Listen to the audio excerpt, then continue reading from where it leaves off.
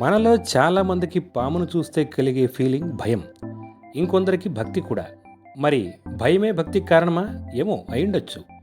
భయం బలహీనతను కలిగిస్తే బలహీనత దాసోహానికి దారితీసి అది అవతలి వాళ్ళ పట్ల వినమ్రతను భక్తిని కలిగిస్తుంది. ఇదొక లాజిక్.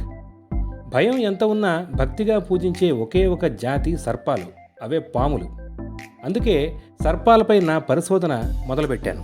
హిందూ స్పిరిచువాలిటీలో పూజించే దేవుళ్ళందరికీ పాములతో ఏదో ఒక సంబంధం ఉంది. మహావిష్ణువు పన్నగసేనుడయ్యాడు, పరమేశ్వరుడు మెడలో హారంగా ధరించాడు, వినాయకుడు బొజ్జకి ఆభరణంగా పెట్టుకున్నాడు. ఇలా చెప్పుకుంటూ పోతే ప్రతి దేవతామూర్తికి పాము ఏదో ఒక రూపంలో కనెక్ట్ అయి ఉంది. పురాణాల ప్రకారం నాగజాతి కశ్యప ప్రజాపతి కద్రువ సంతానం. నాగజాతి చాలా తెలివైన ప్రాణులుగా మన పురాణాల్లో చాలా సందర్భాల్లో నిరూపించబడింది. నాగజాతిలో ప్రధానమైనవి 12. అవి అనంత, వాసుకి, శేష, పద్మ, కంబల, కర్కోటక, అశ్వతార, ధృతరాష్ట్ర, శంఖపాల, కాళీయ, తక్షక అండ్ పింగళ. వాసుకి క్షీరసాగర మదనంలో సహాయపడితే ఆదిశేషుడు మహావిష్ణువుకి శయనపాంపు అయ్యాడు. ఇలా ఈ పాములన్నీ మన పురాణాల్లో చాలా చోట్ల ప్రస్తావింపబడ్డాయి. కేవలం ఇతర దేవతలతో కలిపి పూజించడమే కాదు, ఈ పాములను ప్రత్యేకంగా పూజిస్తాం కూడా.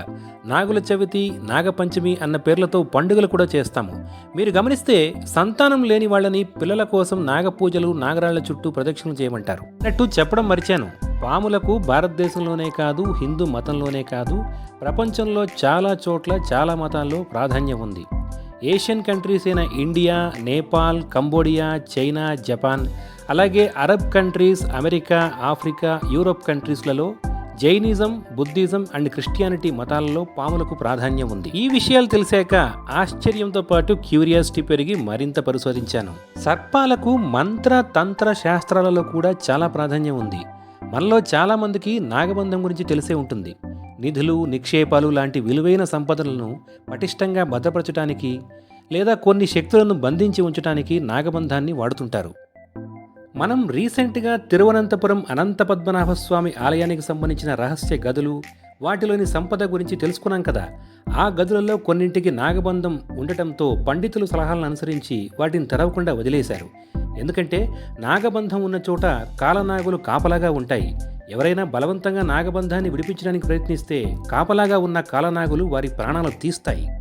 ఈ నాగబంధాలు ఆయా సర్పాలకు సంబంధించిన మంత్రాలతో ఆవాహన చేసి ప్రతిష్ఠించే ప్రక్రియ. ఈ బంధాన్ని విడిపించాలంటే వాటికి సంబంధించిన విరుగుడు మంత్రాలను అదే సీక్వెన్స్లో ఆవాహన చేయాలి. అప్పుడు సిరీస్ మ్యాచ్ అయ్యి బంధం విడుదలవుతుంది. అప్పుడే పని పూర్తవుతుందనుకోకండి. సాధారణంగా నాగబంధాలను DNA లాక్ మెకానిజంతో కలిపి ప్రయోగిస్తారు.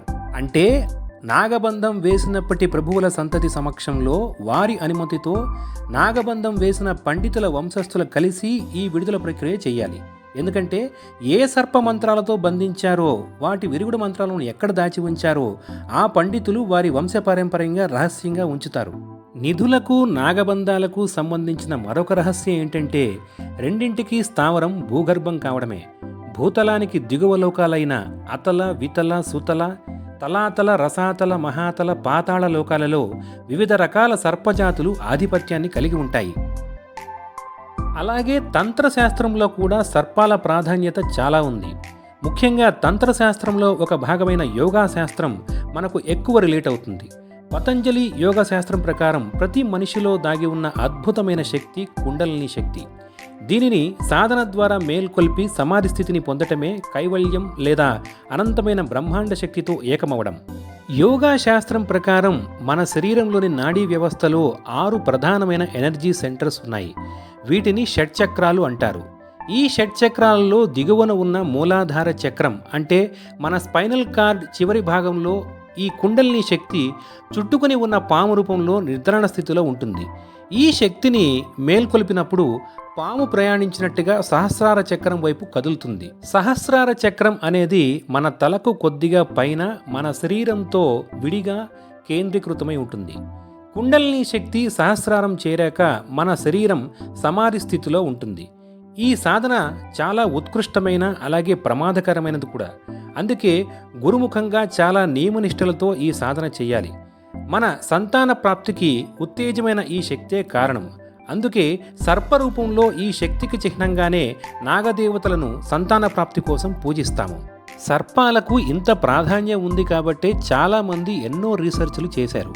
హిస్టారియన్స్ ప్రకారం అయితే సర్పజాతి మానవ జాతికి సమాంతరంగా ఒకప్పుడు ఈ భూమిపై ప్రభావం కలిగి ఉన్నాయి. వాటి ఇంటెలెక్చువాలిటీ మరియు కొన్ని స్పెషల్ పవర్స్తో మానవులకు ఆరాధ్యులైనాయి. ఈ సర్పాలు మానవ జీవితంపై చాలా ప్రభావం కలిగి ఉన్నాయని మల్టిపుల్ డైమెన్షన్స్లో ఆధారాలు నమ్మకాలు ఉన్నాయి. సో సర్పాలు మన బిలీఫ్ సిస్టంలో భాగం అవడానికి కారణంగా నేను రిలేట్ చేసుకున్నది, అలాగే చాలామంది కన్విన్స్ అయిన లాజిక్ ఏంటంటే, కుండలిని శక్తిని సాధన ద్వారా ఉత్తేజపరచడం ద్వారా కలిగే లాభాలను గుర్తు చేయడానికి, ఈ రహస్యం తరతరాలుగా కన్వే అవ్వడానికి మన పూర్వీకులు ఎంచుకున్న మార్గం ధార్మిక సాంప్రదాయాల్లో భాగం కల్పించడం. ఇలా రీసెర్చ్ చేసే కొద్దీ సర్పాలకు సంబంధించిన ఇంట్రెస్టింగ్ విషయాలు అండ్ రహస్యాలు ఎన్నో ఉన్నాయి. వాటి గురించి మరొక వీడియోలో మరింత డీటెయిల్గా తెలుసుకుందాం. నమ్మకాలు, ఆచారాల యొక్క మూలాలను అన్వేషించి వాటిలోని విజ్ఞానాన్ని తెలుసుకొని అర్థవంతమైన ఆచరణ చేద్దాం.